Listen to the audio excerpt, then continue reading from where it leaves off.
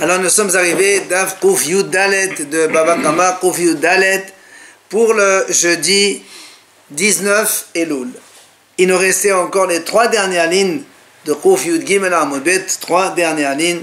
Machriz Rava, il disait, certains disent que c'est Ravuna qui disait cela. Ceux qui montaient en haut et ceux qui descendaient en bas. En fait, il voulait dire ceux qui allaient en Israël, montaient en Israël, ou ceux qui venaient d'Israël et descendaient à Babel. Donc, il déclarait comme ça, il leur disait,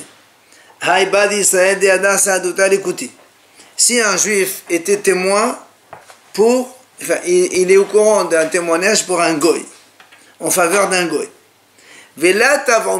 Personne ne lui a rien demandé. Et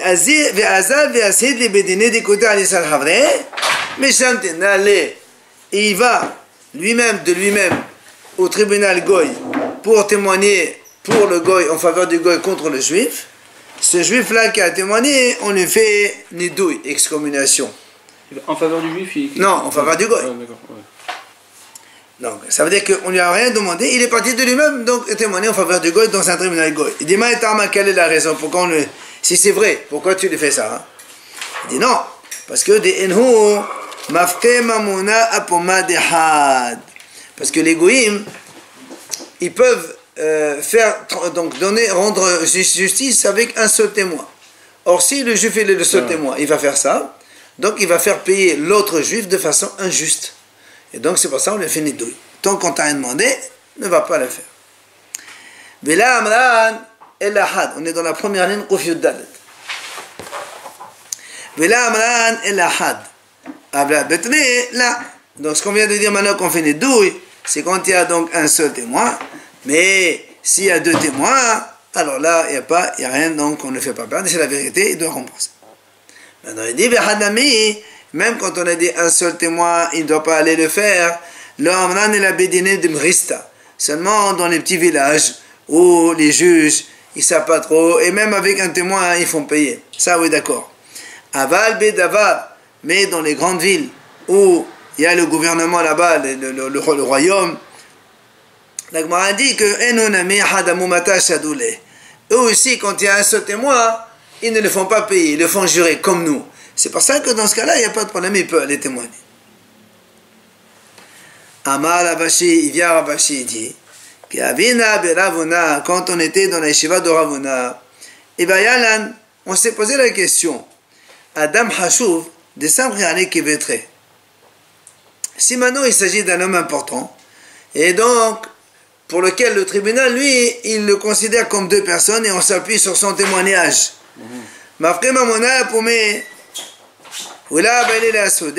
Est-ce que le fait qu'il va faire sortir de l'argent donc sur son seul témoignage puisqu'il est important, on le considère comme 2, dans ces cas-là il n'a pas le droit d'aller témoigner, ou bien tu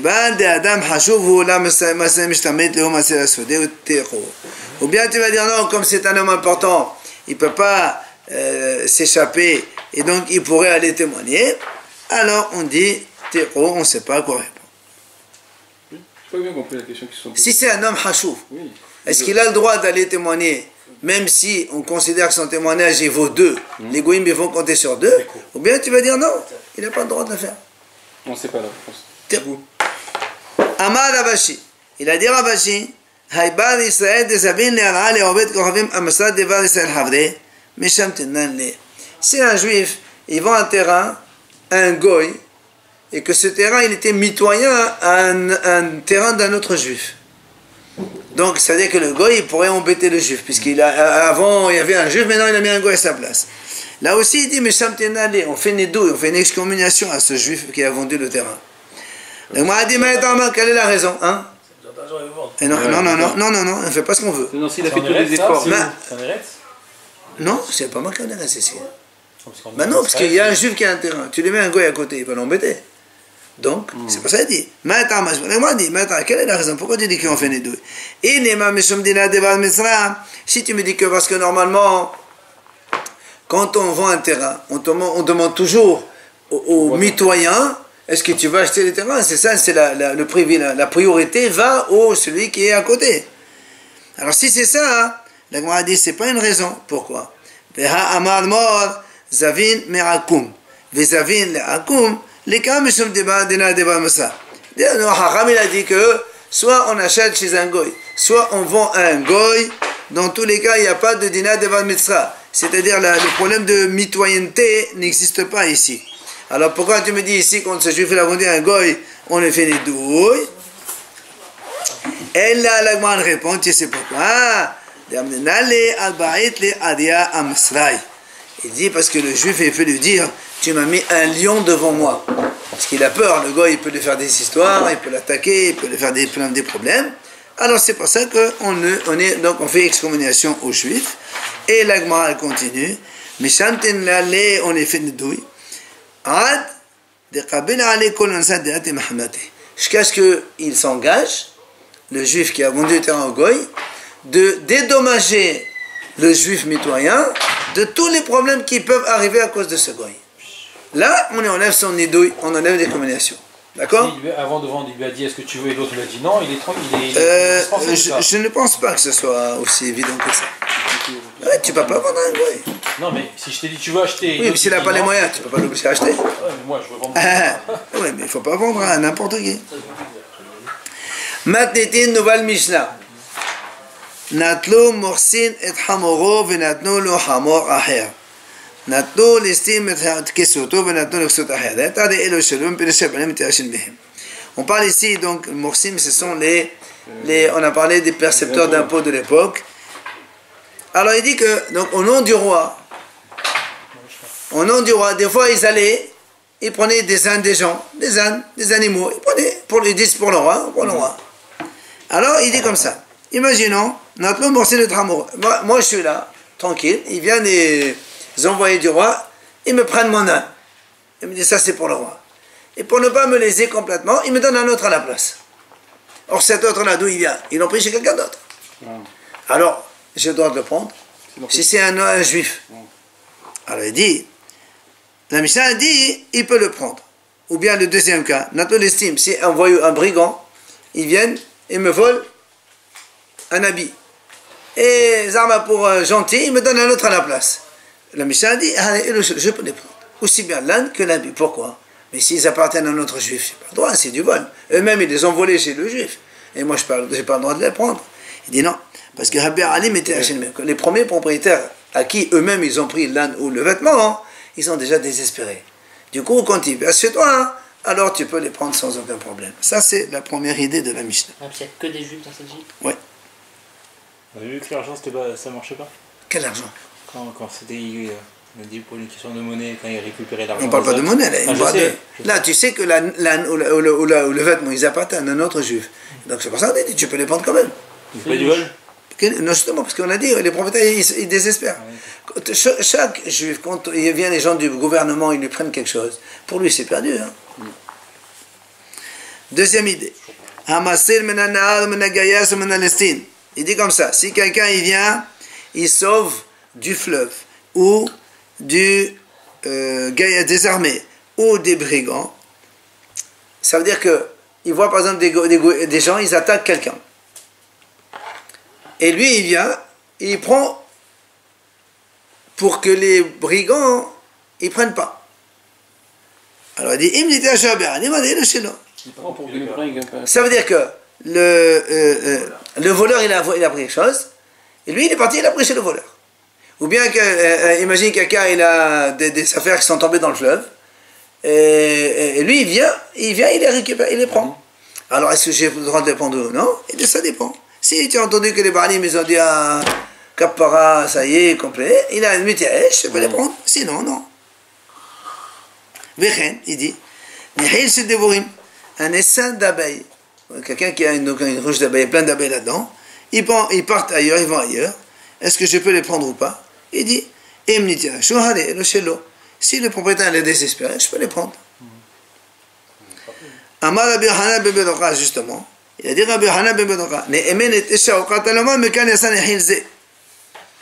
il dit, on croit une femme, ou même un petit, alors que normalement ce n'est pas des témoins, quand ils te disent, ces abeilles-là, ils sont venus de telle propriété, donc on les croit et on les rend à leur propriété.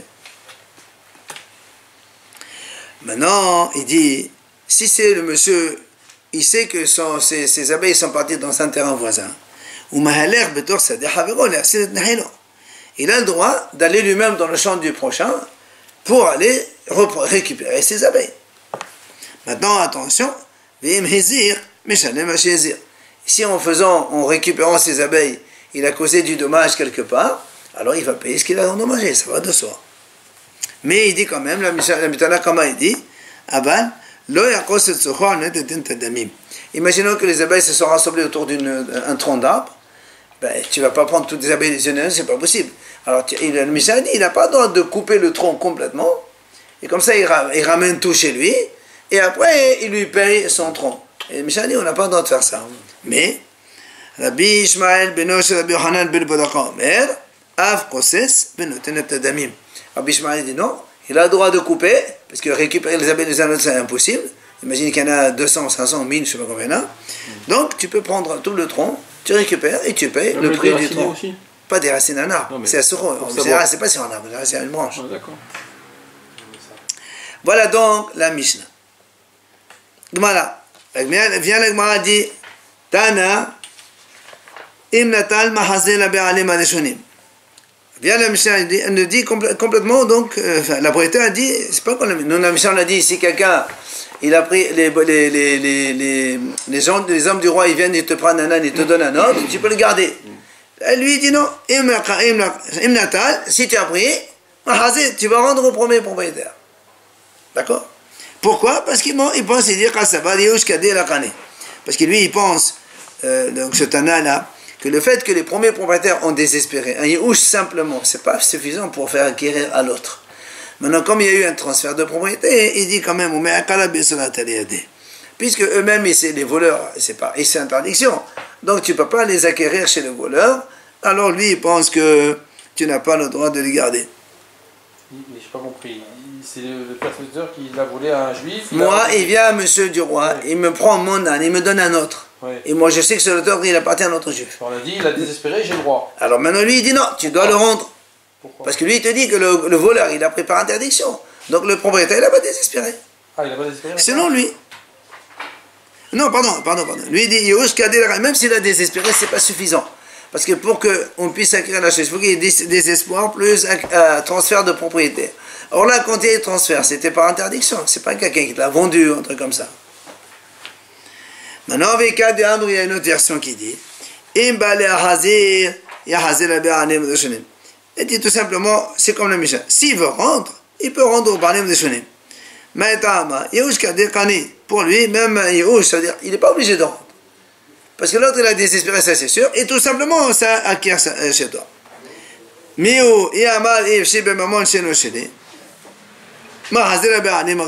Comme on a dit, donc s'il dit, moi je ne vais pas prendre l'argent des autres, ben tu rembourses au premier propriétaire. Donc on revient sur cette idée. On a dit que quand quelqu'un, un brigand, par exemple, il vient, il prend quelque chose, il donne autre à la place, tu peux les prendre parce que les propriétaires, eux, ils ont désespéré contre le voleur et il leur a pris la chose. Amar Ravashi, ça c'est donc l'idée de la Mishnah. Il vient Ravashi, il dit, le chan, quand est-ce qu'on a dit que on peut prendre? Elle a l'estime en bête mais c'est contre le voleur, on parle ici de voleur à l'arraché, d'accord? L'estime en général, c'est un voleur fort. Goy, dans ces cas-là, c'est vrai, quand le voleur Goy, il attaque un juif, il lui prend ses affaires, les juifs, ils désespèrent. C'est pour ça que quand toi, maintenant, le voleur, il vient chez toi, il te donne autre chose à la place, tu peux les prendre. Aval, l'estime Israël, mais si le brigand, c'est un juif, là, il n'a pas le droit de prendre. Pourquoi? Parce que ça va les mahanakat de Nebedena, parce que la première victime, quand ta voix, c'est un juif, elle se dit, demain, je vais l'amener au tribunal. Donc, il n'a pas désespéré. Donc, du coup, toi, tu n'as pas le droit de prendre ce qui appartient à lui. Non, mais ceux-là qui prennent, c'est des percepteurs. Non, là, on parle de l'estime. Brigand, pas de brigand. C'est plus pour le roi, d'accord. C'est le deuxième. Matriv la Rabbi Yosef, il vient Rabbi Yosef, il dit, Adraba, il dit au contraire. C'est le contraire qu'il faut comprendre. Pourquoi? Les goyim, que eux, ils font leur jugement, c'est-à-dire, pas la force, ils font ce qu'ils veulent. Alors, c'est pour ça que l'autre est la miège, il ne désespère pas le monsieur. Mais si c'est par la force, il devrait désespérer. Non, ça veut dire que quand le tribunal goy, d'accord, Il ne l'amène pas au tribunal. Non, ça veut dire... Mais si, justement, Le juif lui, l'amène au tribunal. le juif, quand il y a un brigand goy, il vient et lui prend son âne. Il désespère. Pas du tout. Rabat, il dit contraire, Rabat, il dit. Au contraire, lui, il sait qu'avec sa propre parole, il va chez le tribunal, il rentre son truc. C'est pas comme Israël, Aval Israël. Qui m'a dit, mais Israël, il faut qu'il y ait des témoins, il faut qu'il y ait ça. Alors là, il est plus métier que... D'accord? Le témoin, Donc, c'est pour ça qu'on peut le prendre, Métiaèche. Si tu veux maintenant dire ce qu'on a dit dans l'enseignement de Ravashi, sur la Sefa. Qu'est-ce qu'on a dit? On a dit dans la deuxième partie de la Mishnah, celui qui sauve des goy ou des brigands, et si les propriétaires sont désespérés, tu peux prendre. L'agma a dit stama, là, mais bistam, tu n'as pas le droit de prendre. Alors c'est là on dit Loshano, quand est-ce qu'on a dit? Et là, comme je me dis, quand justement le béni Israël, il ne désespère pas. Bistama, tu n'as pas le droit de prendre. Pourquoi? Parce que quand le brigand c'est un goy, comme on a dit, eux ils jugent par la force. Mais les Sim Israël, quand le brigand c'est un Israël, qui va dire comme il sait qu'il faut aller donc au tribunal et tout ça, alors, en plus, les bénis Israël, ils n'ont pas le tribunal d'Israël. Qu'est-ce qu'il fait? Par exemple, il dit voilà, monsieur, tu dois le rendre. L'autre, il ne peut pas l'écouter, le brigand, c'est ça le problème. Alors qu'avec les goïs, il ne peut pas dire ça, mais il a peur. Dans Nathan, la mission est là-bas. Alors, rappelons, donc ça c'est un cas d'impureté. Nous, on sait que quand l'impureté, elle ne peut venir que lorsque l'objet, il est déjà à l'état définitif. C'est pour ça qu'il dit comme ça. Si un Baal Habayit, il a des pots de viande, enfin des pots d'animaux, des pots. Si le Baal Habayit, Mahashava, il pense par exemple leur donner, il peut l'utiliser dans un usage qui ne demande plus aucun travail. C'est-à-dire ils sont prêts maintenant à l'emploi. Dans ces cas-là, si ils sont en contact d'une impureté, ils deviennent tamés. D'accord? Par contre, chez l'Abdan, mais les pots d'un tanneur, le tanneur, même la mahashava, la pensée, elle ne rend pas tamé. Pourquoi? Parce que le tanneur, il peut dire, voilà, je vais faire ça. Imagine demain, il y a un monsieur, il dit, voilà, tu me vends un truc pour faire autre chose, mais je vais le vendre. Donc la mahashava du tanneur, elle ne compte pas. C'est pour ça qu'il dit, donc la mahashava, elle ne leur donne pas le statut d'impureté. Enfin, il ne peut pas devenir apte à prendre l'impureté. Ça, c'est Baal Habayit et donc le tanneur. Maintenant, la Mishnah a dit, chez le gazlan, quand un voleur, il vole donc la peau à quelqu'un, il dit, la mahashava du voleur, ça ne marche pas. Pourquoi? Parce que la victime, puisque l'autre lui a pris par force, il se dit, attends, moi demain, c'est le mien, je peux le réclamer et le récupérer.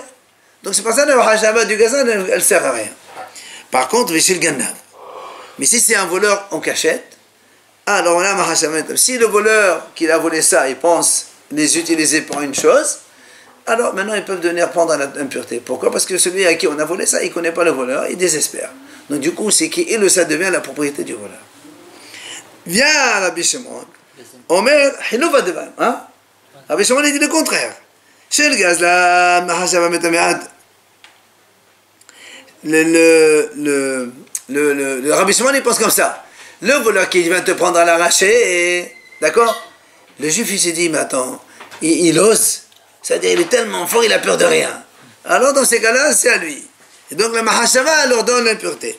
Par contre, c'est ganav, mais si c'est voleur en cachette, là, il ne désespère pas, il dit, je cherche et je le trouve. Donc, ça, c'est l'avis de Rabbi Shimon qui fait le contraire. Quoi qu'il en soit, Amar Olaman, il vient, on l'a dit. Mahloket, donc cette mahloket, on voit entre Rabbi Shimon et Hachamim. Bistam, c'est-à-dire, on ne sait pas, est-ce que les propriétaires, ils ont désespéré ou non. Aval be'adoua, mais si on sait, ça veut dire que si on sait que les propriétaires ont désespéré, ça c'est sûr, c'est normal que tout le monde donc pense que quand l'autre il désespère, ça acquiert, et donc ça, la tombe, elle peut venir. Vient Rabat et dit non, même quand on sait que le propriétaire est désespéré, il y a aussi la même mahloket. Est-ce que c'est le gazlan ou est-ce que c'est le ganav, comme le Tanakama ou Rabbi Shimon? Amalé Abaye, il est là-bas, il vient, Abaye, il dit à Rabat, il dit, l'autre, il aura là, tu peux pas contredire. Oh là, pourquoi? Parce que nous, dans la Mishnah, on a vu comme lui. Qu'est-ce qu'il y a marqué dans la Mishnah? Les fils de Notasha Beranim, tu vois bien que la Mishnah l'a dit, c'est parce que les propriétaires n'ont pas désespéré. Tama, Deloni, Tasha Beranim. Abaneti Ashou, Aberanim, et le Shelo. Tu vois bien que quand les propriétaires sont désespérés, donc c'est sûr qu'ils sont à lui. Alors, ne contredis pas ce qu'il a dit. Oh là, il a dit Marlon Beslam, mais quand on sait qu'ils sont désespérés, ça, appartient déjà au voleur. Amal, il lui répond, lui Rabba, il dit non, c'est pas comme ça qu'il faut dire dans le message. Les filles chez Eni Ushabi Ali Madnana. D'abord, on ne dit pas parce qu'ils sont désespérés. On dit parce que les propriétaires ne vont pas désespérer. C'est pour ça qu'il a dit, c'est pas comme ça qu'il faut dire dans la Mishnah. Maintenant, on a posé une question. Dans la Mishnah, on a vu, rappelez-vous le cas, si les gens du gouvernement ils viennent et me prennent mon âne et me donnent un autre à la place, nous on a dit, on peut le prendre. Et c'est donc d'accord, allez le chez nous. Alors l'agma a dit,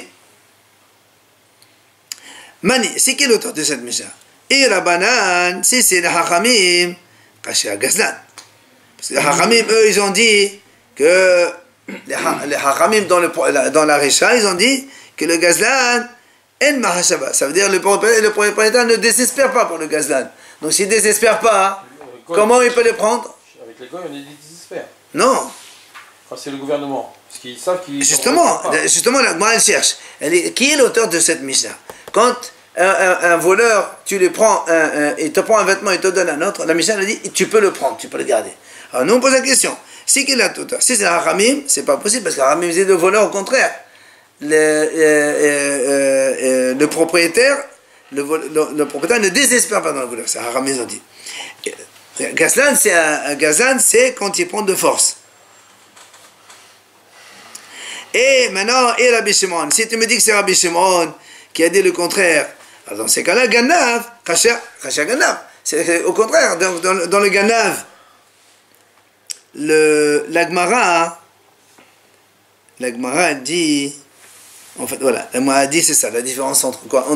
Dans la Mishnah, rappelez-vous, quand on a dit les gens du gouverneur, on a dit, il le prend. Et quand on a dit après le listim, on a dit non, parce que le point ne désespère pas. Et la Gemara, elle suppose que le Mores, les gens du gouverneur, c'est des Gaslanim, ça ils prennent par force. Et les listim, c'est les voleurs en cachette. C'est pour ça qu'il dit, si tu me dis, comme Rabbanan dans le Gazlan, ils disent c'est pas à lui, or nous on a dit ici c'est à lui dans la Mishnah, le Mores. Et si tu dis Rabbi Shimon, Rabbi Shimon a dit dans le Ganav il peut le prendre, et nous on a dit non, on ne peut pas le prendre dans le Ganav. Donc question. Alors on a dit, si on va selon Ola, si tu me dis que c'est Ola, alors Ola lui il a dit, quand on sait qu'ils ont désespéré, tout le monde est d'accord qu'il peut prendre, donc il n'y a pas de problème. Et là, là-bas, mais Rabba lui il a dit non, même quand les propriétaires désespèrent, il y a Mahlok dans Rabbi Shimon et Rabbanan. Alors c'est qui l'auteur de cette Mishnah?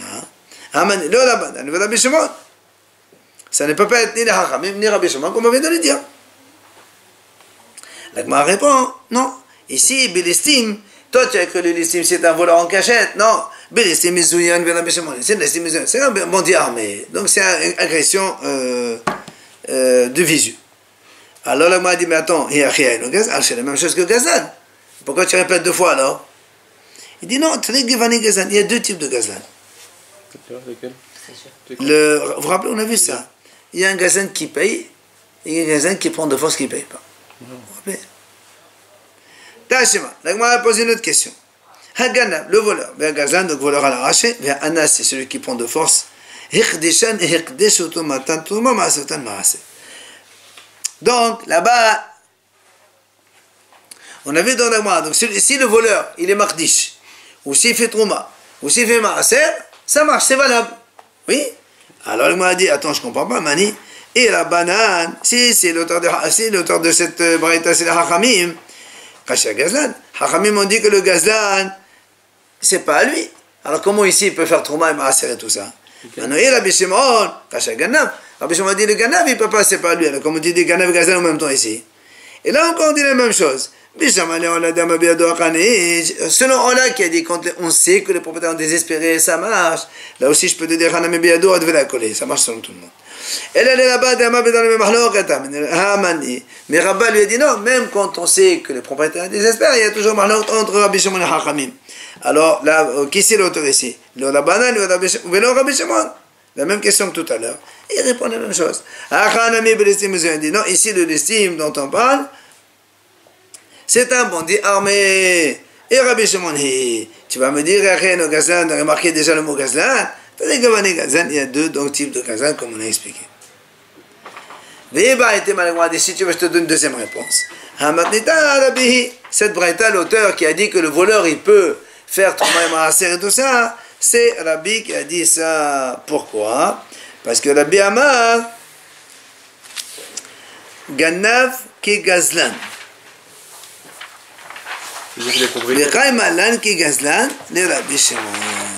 Et ça veut dire que quand Rabbi a dit le Ganav c'est comme le Gazlan, le même statut, eh bien, il dit nous on a établi que c'est comme le Gazlan selon Rabbi Shimon. C'est-à-dire, Rabbi Shimon qu'est-ce qu'il dit que le Gazlan?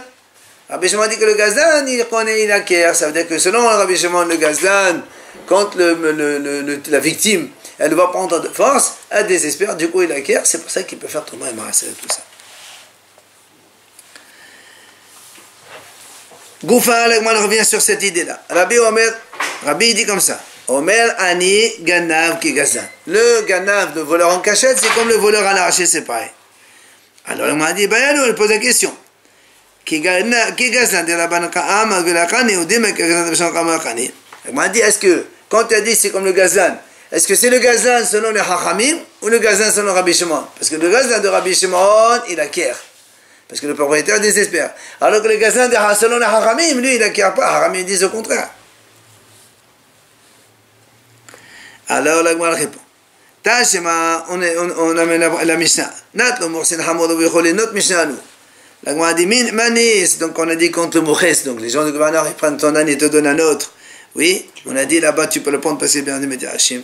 Les propriétaires désespèrent. Alors on pose la question. C'est qui l'auteur? Mani. Et la banane, Kasha Gazlan. Si c'est la Hachamim, Kasha Gazlan. Parce que les Hachamim ont dit que le Gazlan, au contraire, les propriétaires ne désespèrent pas. Et donc on ne peut pas prendre. Et là on a dit on peut prendre. Et Rabbi Shimon, Kasha Ganav. Là aussi, si tu dis c'est Rabbi Shimon l'auteur, il y a que c'est avec l'estime que c'est un Ganav. Et là-bas on a dit nous on ne peut pas prendre. Alors que Rabbi Shimon a dit au contraire, on peut prendre. Alors c'est pour ça qu'il m'a dit. Et Ahmad Bissama Rabbi qui si tu me dis que Rabbi pense que le Ganav c'est comme le Gazlan de Rabbi Shimon, c'est-à-dire le Gazlan de Rabbi Shimon, lui, et selon Rabbi Shimon, il acquiert. Parce que selon Rabbi Shimon, le Gazlan, quand il vole, la victime a la peur, elle désespère. Dans ces cas-là, Mani Rabbi, je peux te dire que notre Mishnah est comme Rabbi Shimon. D'accord? C'est pour ça qu'on a dit Elo Shelo. Et là, mais si tu me dis avec le Gazlan de la banane, si tu me dis non, c'est comme le Hachamim, qu'ils disent que le Gazlan n'acquiert pas. Alors comment Hamani, le Rabbi, le Rabbi Shimon, le Rabbanan, ni ça peut être Rabbi, ni Rabbi Shimon, ni Hachamim. Alors comment on fait? Qui c'est l'auteur de notre Mishnah? Alors là, moi, dit là encore, Rabbi Maskenan, Belissim Mizouya, Rabbi Shimon. C'est encore le brigand armé. Quand on a dit Gazlan, l'estime tout seul, c'est pas un voleur comme tu pensais, c'est l'estime Mizouyan. Alors on dit, alors pourquoi il n'y a rien au Gazlan? La Mishnah parle de deux cas identiques, voleur à l'arraché, voleur arraché deux fois. Il lui dit, oui monsieur, Gazlan, il y a deux types, comme on a dit, différents de Gazlan. Alors là, moi, vient l'objet par la même braïta de tout à l'heure. Tashema, Haganav, pardon, elle essaie d'apporter la réponse. Est-ce que le Ganav, c'est comme le Gazlan de Rabbanan ou de Rabbi Shimon? Haganav et Gazlan de Hanas, on a dit tout à l'heure dans la braïta. Le voleur, ou bien donc c'est quelqu'un qui prend par force ou en cachette, s'ils font la trouma ou s'ils font mardesh qu'ils ont volé, ça marche. Là encore on dit, Mani, c'est qui est l'auteur de cette braïta? Et la banane, si c'est le Hachamim, Kasha Gazlan. Hachamim ils disent que le Gazlan c'est pas lui, il est pas, alors comment il peut faire la trouma et mardesh si c'est pas lui? Et Rabbi Shimon, Kasha Ganav, si c'est Rabbi Shimon, c'est le Rabbi Shimon dit le Ganav il n'est pas à lui. Alors comment là aussi on a dit Ganav il peut faire ton même Asrod.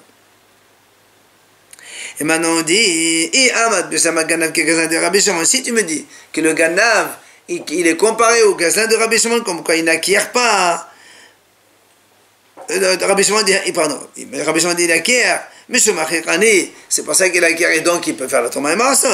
Mais elle a Yamad Ganav qui est gazan de Rabbanan, Hamani. Mais si tu me dis que le voleur, c'est comme le gazan de Rabbanan, et donc il n'acquiert pas, alors comment on fait, comment la Breta elle est comme qui? Alors l'Agmal répond de nouveau, Hamani.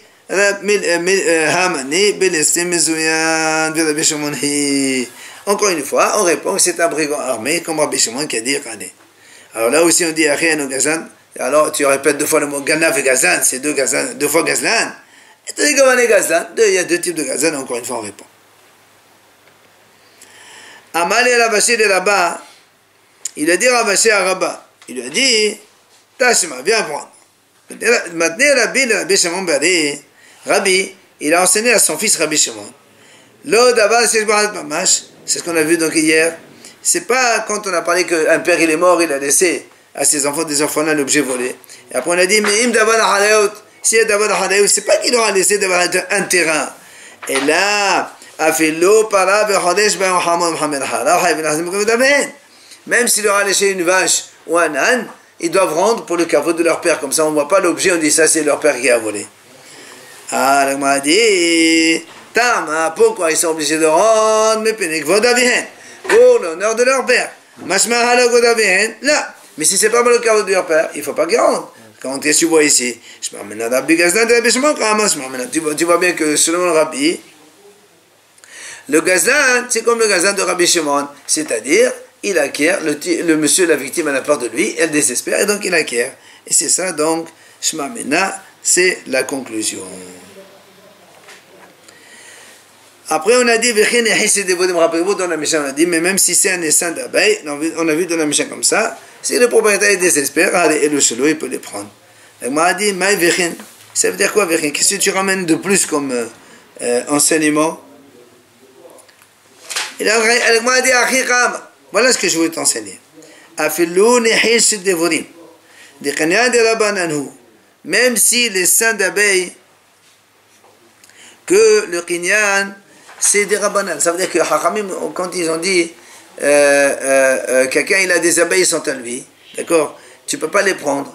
En vérité, c'est pas, parce que si tu vois des abeilles, tu peux les prendre, s'ils s'envolent les abeilles. C'est un momentum d'Achishalom, Hachamim dit, ce qui appartient à l'autre, tu ne prends pas. C'est pour ça qu'il dit, bien que cela, c'est une acquisition d'une propriété sur Hachamim seulement. Ça, moi, j'aurais pu dire et penser, ceci, puisque c'est l'acquisition, c'est uniquement des Hachamim, même si j'entends pas le propriétaire qui a désespéré, pour moi il a désespéré, je peux les prendre. Il te dit non, monsieur Kamashmala, non. Même si les essaims d'abeilles, c'est uniquement par les Hachamim qu'on les acquiert, là aussi, s'ils partent les abeilles, si tu entends que le propriétaire désespère, tu peux les prendre, sinon, tu ne peux pas les prendre. Après, on a dit dans la Mishnah, Amar Rabbi Yochanan ben Meroka, Ne'emenet Eshav Katan, on a dit une femme et un petit sont, donc on peut les croire quand ils disent que ces abeilles-là, ils viennent de telle propriété. C'est-à-dire, même si normalement on ne les croit pas, ici on les croit. Alors, on va dire comment Eshav Katan ben Edot Neno, comment tu crois une femme et un petit? On a vu qu'ils peuvent être témoins. Amar Rabbi Yehuda, il répond, Rabbi Yehuda dit non.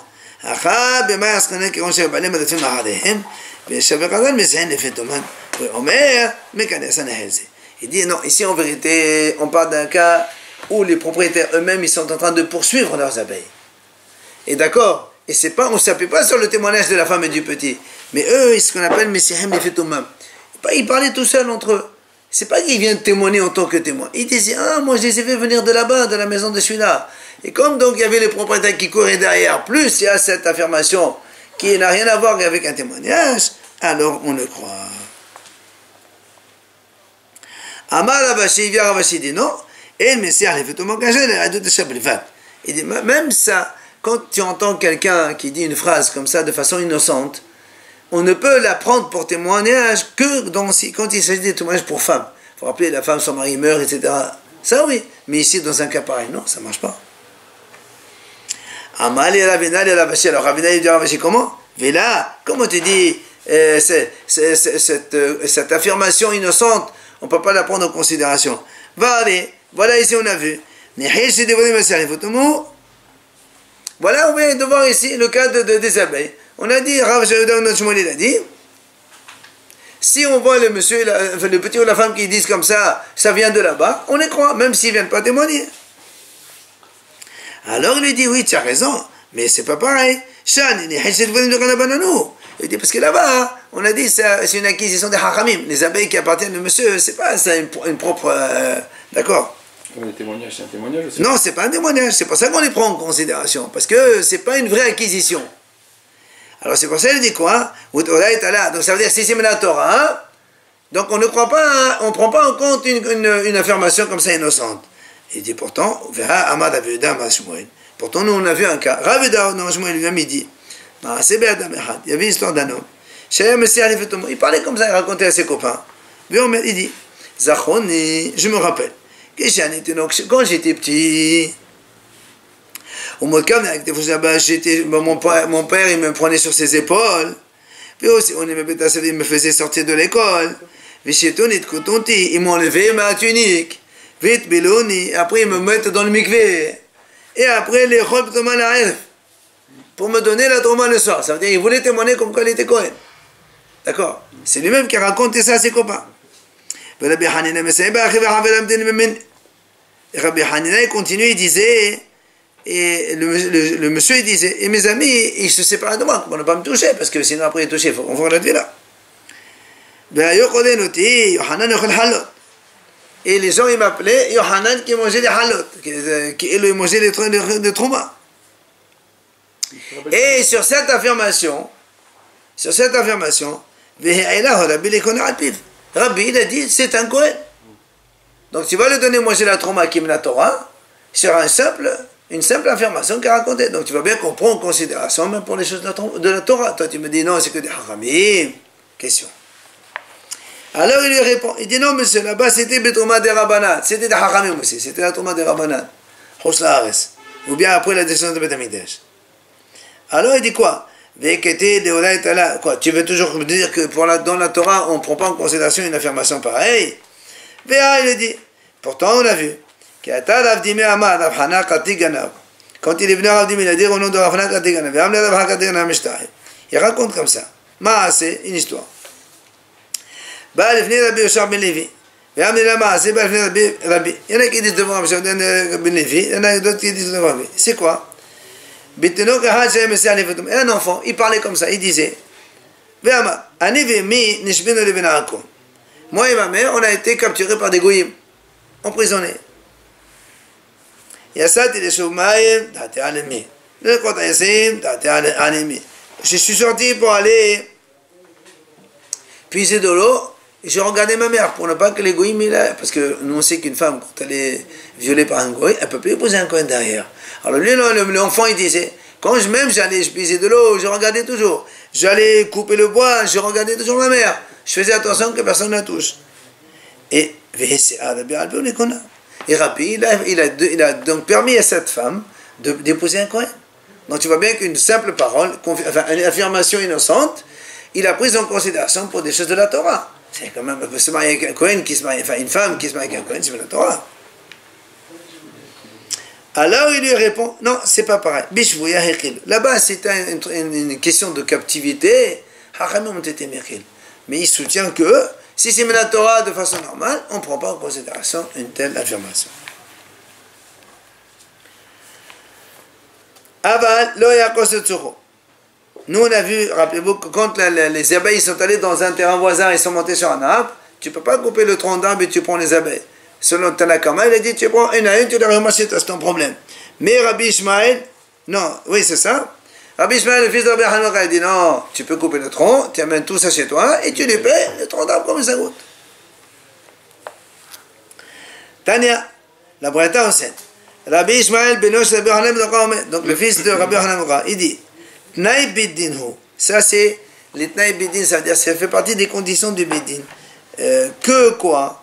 Shihilo de Tosne Shavelo, ou Kossis Sorol Shavelo, Leaset Nehelo, Bonote de Mesorom, Beton Shavelo. D'accord? Il dit comme ça. Ça, c'est comme si une convention que le tribunal fait, c'est que quand un homme il a justement ses abeilles qui vont aller chez le voisin, il a le droit de couper le tronc. Il prend toutes ses abeilles. Et après, il paye au monsieur le tronc. Il rajoute encore deux choses qu'on a déjà vues avant. Et une autre convention du tribunal. Si quelqu'un, deux monsieur, ils avaient un cruche avec du vin, l'autre le cruche avec le miel. Oui. Et à l'époque, le miel, il était plus cher. Alors, la cruche du miel, elle se casse. Alors, qu'est-ce qu'il fait l'autre? C'est bien qu'il casse, il verse son vin, il récupère le miel de l'autre dans sa cruche, et après, il prend le prix de son vin. D'accord? Pour éviter une grosse perte à l'autre. Et là aussi, on a vu aussi le troisième cas. Moi, je le vin avec le miel avec le vin. Il jette le vin. Et comme la cruche de miel, elle s'est cassée, le miel il s'en va par terre. Il récupère le vin, il le met dans sa cruche. Avec le miel avec. Voilà. Et comme ça. Après l'autre, il lui rembourse son vin. Et la même chose, on a vu. On dit, imagine, il y avait deux messieurs qui roulaient sur la route. Un, il avait un âne avec du bois en chargement. Et l'autre, il avait un âne avec du lin. Et l'âne qui avait du lin, il est mort. Alors le monsieur, le lin, le pauvre, il va perdre beaucoup. Alors on dit, qu'est-ce qu'il fait? Mais fallait que ça, il enlève son bois à l'autre de l'âne. Il prend le chargement de lin, il le met sur son, parce que le lin, ça coûte beaucoup plus cher. Et après, il vient récupérer le prix de son bois. Il dit, dans ces conditions-là, que Yoshua, quand il a fait donc, le partage de la terre d'Israël, il a fait la convention avec tous les bénis Israël. Rappelez-vous les Asrat Naïm qu'on a vu avant, d'accord, pour les bénis Israël. On fait juste la Mishnah. Maditin. Hamakir kelahu sfarahu biyat aher. Biyasalo shem gneva ba'ir. Imagine, moi, je vois un monsieur avec des livres, je reconnais que ce sont les miens. Ou bien des objets qui sont à moi. Mais il y a eu déjà un bruit comme quoi j'ai eu un vol. On m'a volé chez moi. Alors, donc quand il y a eu déjà une rumeur qu'on m'a volé, et après je vois mes affaires chez un monsieur, je dis, monsieur, c'est à moi. Alors le monsieur a dit, c'est là. Il n'y a pas de problème. Le monsieur qui a eu ces affaires-là, il les a achetées chez quelqu'un. Enfin, entre parenthèses chez le voleur, parce que lui, il ne savait pas que c'était du vol. Alors le monsieur, il jure combien il a payé, et moi, je lui donne cet argent, et il me remet sur mes affaires. Vimlav. Si maintenant, il n'y a pas eu des rumeurs comme quoi il a été volé. Je suis quand même surpris parce qu'on m'a volé mes affaires, je suis obligé de payer pour les récupérer. Merci, lui les a achetés. Hein? Tu m'as rendu. Ouais, mais moi j'ai été volé. Va falloir te retrouver ton voleur chez moi, toi. Ah non seulement je te rends tes affaires, en plus tu veux gratos. S'il n'y a pas eu de rumeur. Voilà, alors maintenant le monsieur a dit, mais s'il n'y a pas eu de rumeur comme quoi elle a été volée, après tu viens te dire, oh mais c'est ça, moi celui-là. Le monsieur a dit, lave qu'on les ménage. Et il ne peut pas les prendre. Pourquoi? Non, moi je peux dire, monsieur, comme il n'y a pas eu de rumeur comme quoi il a été volé, peut-être toi-même tu les as vendus à quelqu'un et lui il les a achetés chez quelqu'un d'autre, qu'est-ce que tu veux chez moi maintenant? Vous comprenez? S'il y a eu une rumeur de vol, je peux dire que ce monsieur, il les a achetés chez le voleur. C'est normal que monsieur il réclame chez les objets. Tu payes, je te donne, il n'y a pas de problème. Maintenant, s'il n'y a pas eu de rumeur de vol, d'accord? Monsieur, toi-même tu as vendu à quelqu'un tes objets, ta chaise ou ta table. Moi, je les ai achetés chez lui. Maintenant, tu veux que je te les donne? Ma putain. C'est pour ça que la Mishnah dit dans ces cas-là, c'est pas n'importe qui vient dire c'est à moi, ou c'est à moi. C'est pas possible. Donc, s'il y a une rumeur de vol, il lui rend, moyennant tout ce qu'il a payé. Sinon, il n'y a rien à faire. D'accord? Allez.